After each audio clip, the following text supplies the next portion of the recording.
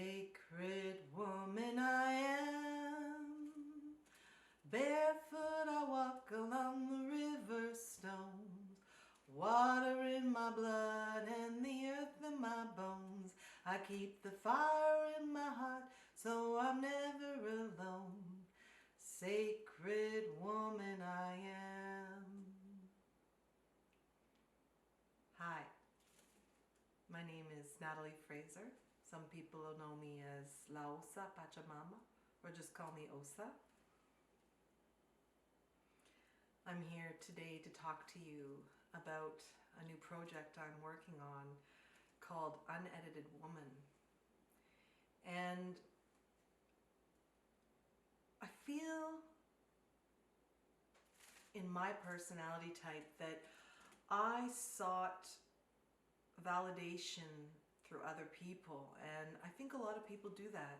And when we're growing up, the opinions of others are often what shape us. Our parents teach us to look both ways before we cross the street and not to talk to strangers. And at some point, as we become adults, we need to figure out which of those recordings or stories still serve us and which ones don't.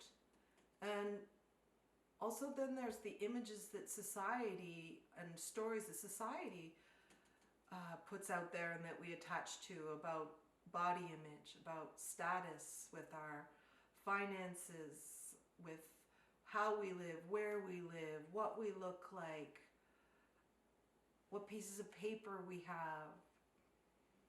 And I think it's time for us to unedit ourselves, to take off all of the editing of other and then choose to be the designer, the author of our own lives. And in order to do that, we have to first wake up and choose to be in control of our own life. That can be scary. I still really love validation. I mean, I'm an actor as well, and one of my favorite highs in life is applause.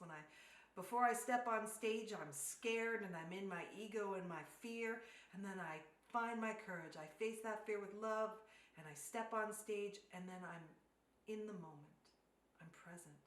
I become the character. There's no thoughts, there's just being. And then the applause brings me back into my mind, into mindfulness. And I become joyfully aware in my heart, conscious of the appreciation. And I know that it's appreciated because everyone can recognize presence. So, also in my life, I've found that people misunderstand me. I feel so misunderstood. I was saying to Jess earlier that people often find me aggressive or short with people. And I will tell you, that is not my intention. I don't want to be like that. It's that some of the editing hasn't been completed and it sneaks up on me. And so I have to go through the process of spending time to find out what stories I'm still attached to. And then I have to learn from them in order for me to let go of them. And then see them through the eyes of love instead of fear. And then I've got all this spaciousness and I have to figure out, well, who am I? Based on who I want to be. Well, I gotta tell you, when I figured it out, that was one of the scariest moments of my life. Because the truth is that my identity was based on what everybody else told me it was. Creating Natalie, creating Osa, wow. I mean, I'm an eternal work in progress. I'm just constantly changing and evolving, but now I'm doing it on my own terms. And now I'm able to recognize when it's old editing and that I have my own red pen. And I can notice when I say or do a thing that doesn't resonate with me, that doesn't feel good, and then I can edit it. I am the author of my life. You are the author of your life. And so over the next year or so, I'm going to start with Unedited Woman. And I'm going to invite any women who want help with figuring out what the old editing was and how to unpackage it. And then some support and a sisterhood of creation, of learning how to pick up your own red pen, learning how to be in the spaciousness, the blank page or the empty stage of life. And then together, let's create.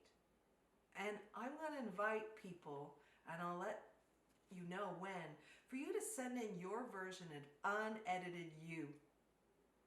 I've already had a few ladies send some in, and one woman wrote about her vagina and that she's had a lot of problems with it. And she's a very shy woman, and I was very honored that she felt that she could write about her vagina to me. And she was really angry at her vagina, and by the end of her Unedited Woman offering, she was laughing and crying and had established a new relationship with her sexuality. It was gorgeous. Another woman sent me in a story about what had happened to her getting older, and how the body and the brain were two different experiences, and that she was just getting to know herself. And then when she looked in the mirror, the woman that she saw wasn't the woman that she felt like inside. And she had some editing to do, personal editing of her own. And that she'd had so much that had been imposed and that she'd taken on from the other. Myself, my journey is with my physical body. And I carry so many of the old stories in my soft armor. And so through this journey, I'm going to be going through my own unediting and rewriting process. And I invite you from my heart to join me. And from my ego, I invite you to join me too, because I could really use the support. And I think that if we really want to get along as men, women, non-binary, all-inclusive people on this planet as one global family, it's time for us to, one, figure out who we are, and then remember that people only fear what they don't know. So if we can educate those that fear us as women on who we are in our full spectrum rainbow selves of diversity, then that'll help those that might try and hold us back or stand in our way more freely walk with us. And so if you're even curious in any way about the idea of this unedited woman, please feel free to reach out to me and let's start the journey.